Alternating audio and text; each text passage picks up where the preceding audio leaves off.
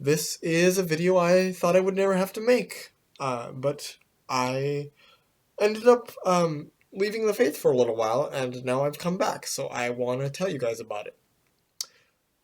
Hello, you're watching the Incarnational Inkwell, where we use theology, philosophy, and literature to enlighten our minds in order to set our wills on fire for Christ and the church he established. So, some of you may know, some of you may not know that I used to have a channel called The Cerebral Catholic, and I would post videos to kind of give my thoughts on theology and philosophy, that sort of thing. But the main point of that channel, I was an undergrad in college at the time, and I really felt like I needed community. There weren't many Catholics on campus where I was staying in Mayville State in North Dakota, and I needed some way to continue to live out my Catholic faith even when it wasn't easy. And that was great. I had a bunch of Christian friends that kind of helped me and encouraged me along to continue with the channel. And I graduated from Mayville just fine with my Bachelor of Arts in English, and everything was looking up. I decided to go to grad school where I thought I could become a college professor. And I learned a lot during my time in grad school, different theories that I would need as a college professor in English, different theories and terms, bits of history, all sorts of fascinating language stuff. And while my academics were doing wonderful, my spiritual life, however, was not. See, fortunately, while I was at Mayville, I had the good fortune to know a bunch of good Christian men and women who kind of helped encourage me to read my Bible more, to pray more. Even though they weren't Catholic, they encouraged me to just live out my Christian faith the best way I knew how. When I got to Bemidji in Minnesota for grad school, however, most of the Catholic stuff was for undergrads, and being a grad student with my classes being all at night, I couldn't really participate with that sort of culture just because there were conflicts with my classes. I was still going to Mass and I was still receiving the sacraments, but I was getting into conversations with some friends of mine in classes, and they were not Christian. They were atheists. They were secular. Many of whom had very staunch opinions on abortion and gay rights and all those sorts of things that we as Catholics kind of feel like we have to defend our views against. Anyway, I started to kind of think and realize as I hung out with these people more that, they seem happy despite them obviously being wrong on a bunch of issues. They seem to have their lives together, they seem to know what they're doing.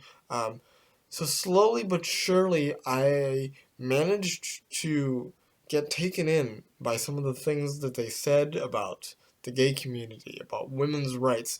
And even though I knew that their beliefs were false, I decided to just let go of my own beliefs, let go of my own ambitions, and just kind of go with them for a little while.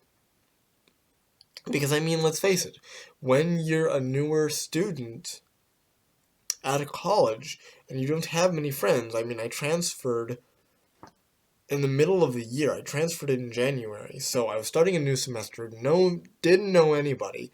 I had no friends, and I'm like, well, even if these guys are atheists, even if these guys are just secular liberals, I still feel like I should be friends with them because they're pretty much the only friends I have.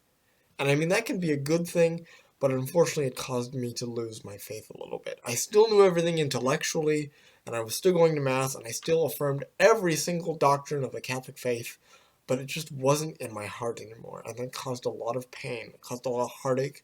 It caused a lot of confusion. Um, so as my first year of grad school gets done, and I was rolling into my next year of grad school, I had to start thinking about writing a master's thesis. That's basically the great big capstone graduation paper to prove that you have what it takes to receive your master's degree, and that you might even be qualified to go on and pursue doctoral work.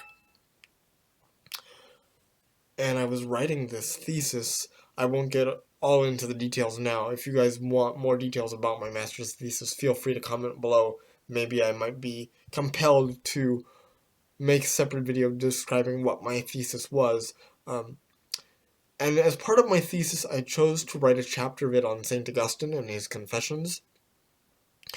And rereading Augustine's Confessions really made me stop and think and realize, I'm not happy following these liberal friends of mine anymore. Because no matter what they tell me about, pro-choice people are happier or gay people are happier, and why are you so mean to them? You put all these burdens on them. Just let them be happy. I was reminded of the fact that happiness in this life is temporary. And it was a painful struggle for me to accept that and believe that, because I had fallen into sin at this time. Just crazy sin. No drinking, no drugs, thank goodness, but just thoughts that were in my head that were just so unclean, and just the way I would speak, I would let all sorts of things that were very unbecoming of a Catholic just fly out of my mouth, to the point where I didn't even know who I was anymore. I just looked at myself one day and I thought, this isn't me. I don't want to be this way. This isn't the person I want to be anymore. So finally I just broke down, and I said, Lord, I'm letting go of all this. I want to go back to you. I want to go back to the goodness and the beauty and the truth that I was raised in. I was raised a cradle Catholic. But unfortunately, throughout all this time of grad school, I had left that. Again, not intellectually, but just in a matter of heart, in a matter of living it out. I didn't want to live as a Catholic once I joined in with those secular friends. And now the Lord was slowly calling me back. So after a while, I got to confession, and I got everything off my chest, and now I'm home. It feels strange to call myself a Catholic revert, but in a sense, that's what I am. I'm someone who started off this journey of life as a Catholic, ended up wandering into secularism just because I was lonely, just because I needed friends, just because I felt so misunderstood. And I realized that, yeah, there can be some happy non-Catholic people, but that doesn't mean that Catholicism doesn't hold the fullness of goodness, the fullness of beauty, the fullness of truth. So I'm just so happy to be home. And I encourage you, if you are in a spot like I was, if you know someone in a spot like I was, who was Catholic and has currently walked away from it, please just keep praying. Because I know that that is what some of my friends did. I would tell them about these struggles, and they would just say, you know what, Adam, I'm praying for you, and I hope that the Lord will give you the wisdom you need and guide you in the right direction. So I hope that this has been helpful. I know I kind of did a lightning round, zooming through kind of all of my conversion up to this point. So basically, to recap, I was a creative Catholic. I was kind of always this smarty pants who knew all the doctrine. I really dug into apologetics, which led me to create this channel. I slipped away during grad school, and now I'm back with a new, renewed sense of mission, and I hope you will join me and keep praying for me.